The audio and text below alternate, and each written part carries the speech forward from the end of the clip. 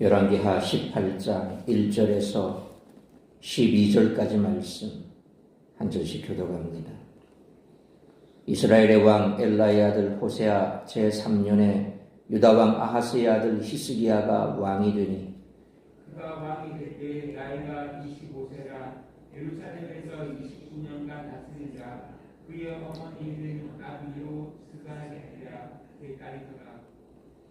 히스기야가 그의 조상 다윗의 모든 행위와 같이 여호와께서 보시기에 정직하게 행하여 그가 여러 단단들을 절도하며 수상을 베풀이며 아세라 목상을 찍으며 모세가 만들었던 독뱀을 이스라엘 자손이 이때까지 향하여 명령하므로 그것을 두고 민감도 풀었더라. 히스기야가 이스라엘 하나님 여호와를 의지하였는데 그의 전후 유다 여러 왕 중에 그러한 자가 없었으니 곧 그가 여호와께 연합하여 그의 제사 선하지 아니하고 여호와께서 모세에게 명하신 계명을 지켰다. 여호와께서 그와 함께 하심에 그가 어디로 가든지 형통하였더라. 저가 아수르 왕을 배반하고 섬기지 아니하였고 그가 블레셋 사람들을 쳐서 가상과 그 사방에 이르고 방배에서부터 경광성까지 이르렀더라. 히스기야 왕 제4년 곧 이스라엘의 왕 엘라의 아들 호세아가 제7년에 아수르의 왕 살마네셀이 사마리아로 올라와서 애워쌌더라. 4년 후에 풀성인 막대니 곧 히스기야 왕의 제6년이요 이스라엘 왕 호세아의 제9년에 하나네라 막대니 아수르 왕이 이스라엘을 사로잡아 아수르에 이르러 고산 강가에 있는 할라와 하볼과 메대 사람의 여러 성읍에 두었으니 이는 그들이 하나님 여호와의 말씀을 듣지 아니하고 그의 언약과 여호와의 종 모세가 명령한 모든 것을 따르지 아니하였음이더라. 아멘. 어두운 시대를 지날수록 한 명의 위대한 신앙인이 빛을 발합니다. 히스기야의 삶은 18장부터 20장까지 이어지기에 18장의 모습만 보고 단편적으로 판단할 수는 없습니다. 하지만 최소한 18장에 등장하는 히스기야의 삶은 분명 높은 찬사를 받고 있습니다. 히스기야는 혼탁하여 앞이 보이지 않는 시대를 살았습니다. 그러나 그러한 시대에도 빛으로 인도하는 길은 있습니다.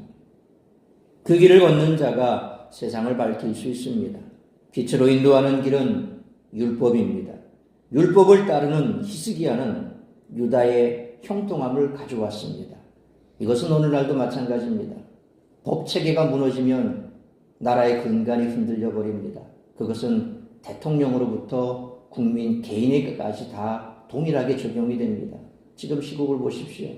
한 사람의 통수권자가 저렇게 법을 엉망으로 만들고 있으니 또 그 사람을 따르는 밑에 대다수 또 사람들이 억압을 당하고 있고 또 거기에 편승해서 자신의 목소리를 내는 그분들은 또 이렇게 나라를 어지럽히고 있고 결국 법이라고 하는 것은 지키는 것이지 그것을 무너뜨리려고 하기 시작하면 나라 전체가 흔들려 버리는 것은 어쩔 수 없는 것입니다.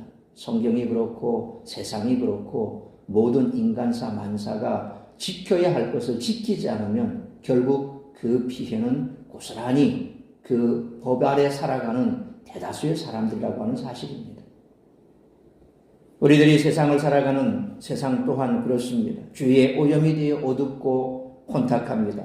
그러한 세상 가운데 우리들은 세상의 빛으로 빛나야 합니다. 히스기야가 임했던 하나님의 말씀이 현재를 살아가는 우리에게도 임했기에 우리들은 말씀을 삶의 기준으로 삼아야 합니다. 그런 측면에서 정광훈이라는 사람은 결국 나라를 뒤흔드는 악의 축이라고 밖에 볼 수 없습니다. 말씀을 따라 살아야 하는 사람, 특별히 그 말씀을 존중하고 지켜야 할 사람이 앞장서서 국가를 흔들고 있고 자신을 따르는 사람들을 방패막이 삼아서 뒤에서 자신의 왕국을 만들려고 하는 믿음의 사람은 결코 그래서는 안 됩니다. 심지어는 고대 그리스에서 철학을 했던 소크라테스는 악법도 법이다며 독배를 마시지 않았습니까?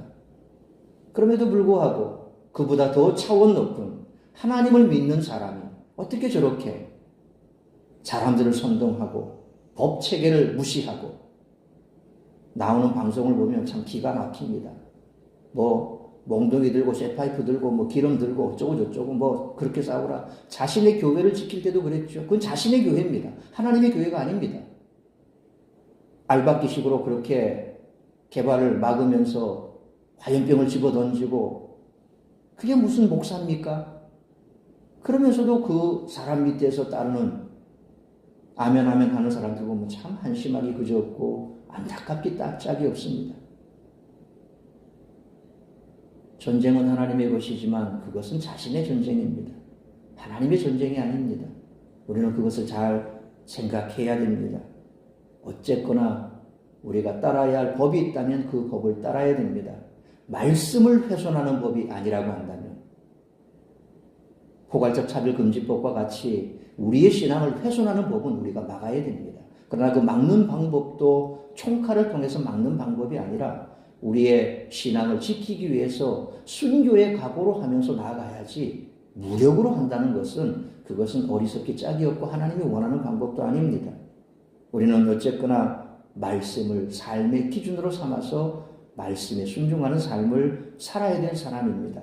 그럴 때 말씀이 빛을 발하고 우리를 통해서 하나님의 공의가 세워지는 것입니다. 이스라엘과 유다의 역사 가운데 악하다고 평가받는 왕들이 여호와를 몰랐던 게 아닙니다. 열왕기 저자는 히스기야를 칭찬할 때 그가 하나님과의 관계에서 성공을 이루었음을 반복해서 강조합니다. 그는 이스라엘의 하나님 여호와를 섬겼습니다. 다시 말해서 섬김의 대상이 분명하고 유일했으며 하나님과 마음을 같이 했고 그분을 전적으로 의지하며 자신의 모든 것을 하나님께 완전히 맡겼습니다. 따라서 하나님을 진정 섬긴다는 것은 어떠한 삶을 의미할까요? 나는 하나님과 완전히 연합해 모든 것을 맡겼을까? 우리들은 스스로 자문해 봐야 합니다. 그러므로 오늘 말씀을 묵상하며 진지하게 우리 자신을 돌아볼 수 있기를 축원합니다. 북이스라엘이 아수르에 의해 멸망한 후 그것은 온갖 우상이 혼재하는 그런 땅이 되어버렸습니다. 18장부터 남유다의 히스기야의 통치와 그에 대한 하나님의 평가가 소개됩니다. 위대한 왕으로 평가받는 히스기야의 삶과 믿음을 통해 우리는 하나님이 어떤 삶을 기뻐하시는지 알 수가 있습니다. 따라서 이와 같은 오늘 본문의 말씀을 통해서 우리들이 깨달아야 할 것은 1절로 8절 말씀처럼 성도는 하나님만 의지하는 삶을 살아야 한다는 것입니다. 히스기야는 1절로 2절 말씀처럼 25세의 즉위에서 29년간 남유다를 통치한 남유다의 13대 왕입니다. 여호와께서는 그를 강하게 하셨습니다. 그가 3절로 4절 말씀처럼 다윗의 본을 따라 여호와 앞에 정직히 행했기 때문입니다. 히스기야의 아버지 아하스는 역대하 28장 24절에 아하스가 하나님의 전의 기구들을 모아 하나님의 전의 기구들을 부수고 또 여호와의 전 문을 닫고 예루살렘 구석마다 제단을 쌓고 라는 말씀처럼 성전을 더럽히고 결국 문을 닫게 만들어 레위인들의 사역을 중단시켰던 악한 왕이었습니다. 그러나 히스기야는 역대하 29장 3절로 31장 21절 말씀처럼 성전을 수리하고 제사장들을 성결케 하며 예배를 회복하라고 명했습니다. 이 일은 히스기야가 5절 말씀처럼 이스라엘 하나님 여호와를 의지했기 때문에 가능했습니다. 그에게 개혁적 의지와 성향, 철학이 있었기에 종교개혁이 성공한 것이 아닙니다. 그가 하나님 아닌 것을 제하고 하나님만 붙잡은 결과 놀라운 종교개혁이 이루어진 것입니다. 루터가 종교를 개혁하고자 할 때 종교를 개혁하려고 한 것이 아닙니다. 루터는 그저 가톨릭에 있어서 반성경적인 그러한 내용들에 대해서 반박을 했던 거죠. 그래서 루터가 주장했던 게 뭡니까? 솔라 스크립투라, 성경으로 돌아가자. 하나님의 말씀으로 돌아가자. 그거였습니다. 말씀이 말씀하는 것에 우리가 가야지 말씀이 하지 않은 것을 자꾸 주장하고 있는 그들의 행태를 보고 그는 목에 핏대를 세웠던 거죠. 민중공기를 일으키고자 한 것이 아니라 마치 그가 무슨 개혁을 하고자 한 것이 아니라 뭐가 잘못되었는가 그것에 대해서 얘기하다 보니까 사람들이 깨우치고 그래 이건 아니지 않느냐 그렇게 해서 종교개혁의 단초를 제공한 거지 그가 그렇게 해서 뭔가 개혁을 일으키고자 그렇게 몸부림쳤던 사람은 결코 아닌 것입니다. 그 후에 그를 붙잡고자 하는 가톨릭 세력들을 피해서 도망가서 그가 한 것이 뭡니까? 독일어로 성경을 번역한 겁니다. 사람들이 다 말씀을 읽어야 그래야 온전한 진리의 길을 찾을 수가 있다. 그가 강조했던 것은 바로 말씀입니다. 성도가 말씀을 떠나버리면, 말씀의 그늘에서 그들이 사라져버리면 결국 방자하게 행하게 되어 있습니다. 호세아 선지자가 외쳤던 게 그게 아닙니까? 하나님을 알자, 바로 알자. 하나님을 어떻게 알 수 있습니까? 말씀을 통해서 알 수 있는 것입니다. 그래서 말씀으로 돌아가야 되는 거죠. 이렇게 6절 말씀처럼 여호와 한 분을 의지하며 주와 연합하고 그에게 떠나지 않은 히스기야에게 무슨 일이 일어났습니까? 7절 말씀처럼 여호와께서 그와 함께 하셔서 그가 어디로 가든지 형통했습니다. 이것은 다윗의 형통을 모사한 사무엘하 8장 6절 14절 그리고 역대상 18장 6절 13절과 같은 다른 본문의 표현과 일치합니다. 다윗을 형통하게 하셨다. 하나님께서 그를 형통하게 하셨다. 말씀대로 살아가는 사람들의 삶에 있어서 가장 극단적인 표현이 바로 그것입니다. 요셉을 보십시오. 하나님이 어디를 가든지 그와 함께 하심에 그를 형통하게 하셨다. 감옥에 가도 그를 형통하게 하셨고 붙잡혀와도 형통하게 하셨고 어딜 가나 그를 형통하게 하셨던 것은 하나님께서 말씀대로 살아가는 사람에게 주시는 복입니다. 물론 그 형통이라고 하는 것이 인간의 잣대로 바라보았을 때 잘되고 부자가 되고 그리고 권력을 쥐고 세상 위에서 군림하고 이게 형통이 아닙니다. 극단적인 하나님의 형통은 하나님이 그와 함께 하신다는 그것입니다. 그것이 하나님의 형통입니다. 그래서 감옥에 가든지 어떤 극단적인 상황에 들어가든지 그를 지켜주시는 것입니다. 다니엘 보십시오. 하나님을 그렇게 따라갔으니 하나님이 형통하게 하셨습니다. 어디까지 갔습니까? 사자굴까지 같이 가셨습니다. 그래서 우는 사자와 같이 부르짖어 잡아먹으려는 사자의 입을 틀어 막으셨습니다. 그게 바로 하나님의 형통입니다. 우리는 하나님의 형통을 극단적으로 자꾸 내가 원하는 쪽으로, 그래서 세상 가운데 내가 빛이 나고 내가 잘되고 내가 거부가 되고 내가 부유해지고 내가 잘나가고 이런 쪽으로만 형통을 생각합니다. 그래서 뭔가 자꾸 떨어지면 그건 하나님의 형통이 아니라고 생각합니다. 성경을 보십시오. 무엇이 과연 하나님의 형통인가? 그래서 히스기야는 정치적 독립을 유지했고 8절 말씀처럼 다윗처럼 전쟁에 승리했으며 그의 통치는 멀리까지 이르렀습니다. 히스기야가 이룬 군사적 정치적 성과는 히스기야의 능력이 아니라 하나님을 향한 그의 태도에 기인한 것이었습니다. 여호와를 의지하느냐 아니면 자신의 생각과 능력을 의지하느냐에 따라 개인이나 나라가 그 형편과 사정이 크게 달라졌음을 기억해야 합니다. 그러므로 우리가 하나님께 순종할 때 하나님이 우리의 삶을 책임져 주심으로 세상에서 성공하는 방법을 쫓지 말고 하나님만 의지하는 삶을 살아가는 우리 모두가 되시기를 축원합니다. 두 번째로 9절로 12절 말씀처럼 성도는 하나님을 경외하며 그분의 뜻에 순종하는 삶을 살아야 한다는 것입니다. 여호와를 의지했던 히스기야의 사례에 이어 저자는 그와 상반된 북이스라엘의 마지막 왕 호세아의 이야기를 덧붙입니다.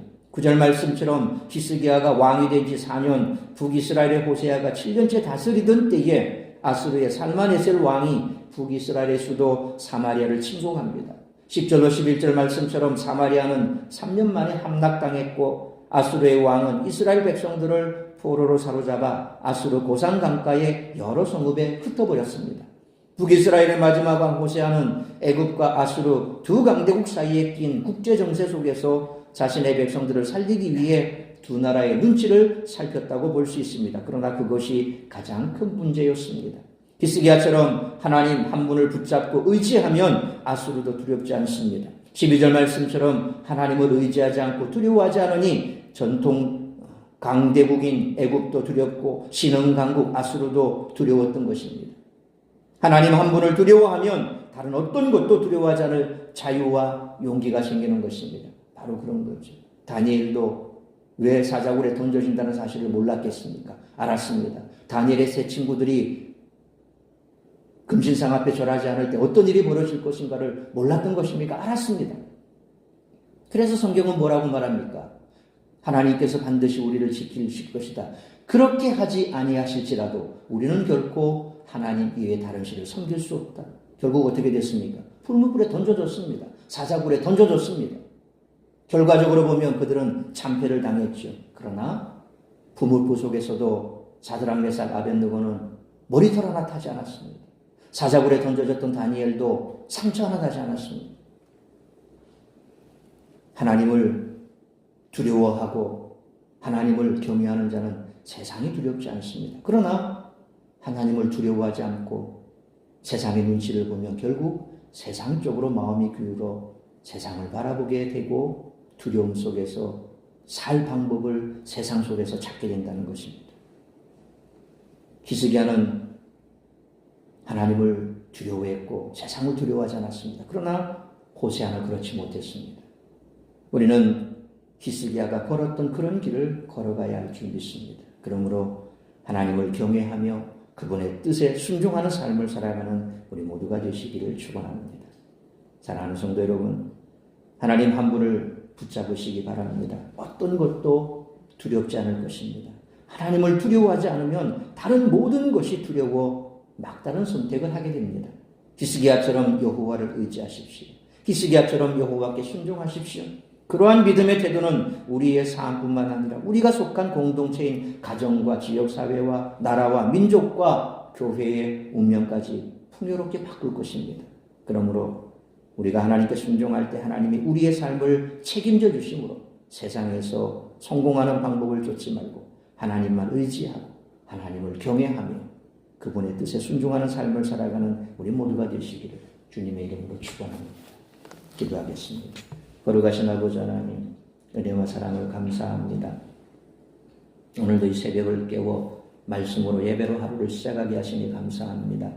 오늘 주신 말씀처럼 우리가 어디를 바라보고 어떤 삶의 기준과 가치로 살아가야 할 것인가에 대한 분명한 답을 가지고 살아가는 우리 모두가 될 수 있기를 원합니다. 어떠한 형편, 어떠한 상황 속에서도 우리는 분명한 답을 가지고 있습니다. 어떻게 살아야 할 것인가, 어떠한 가치관이 우리에게 있어 중요한가라고 하는 것에 대한 분명한 답이 있어야 할 것입니다.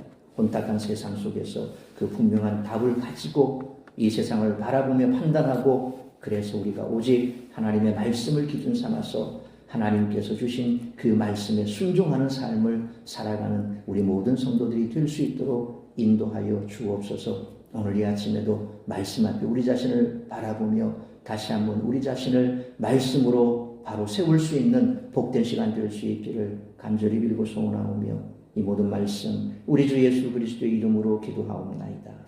아멘.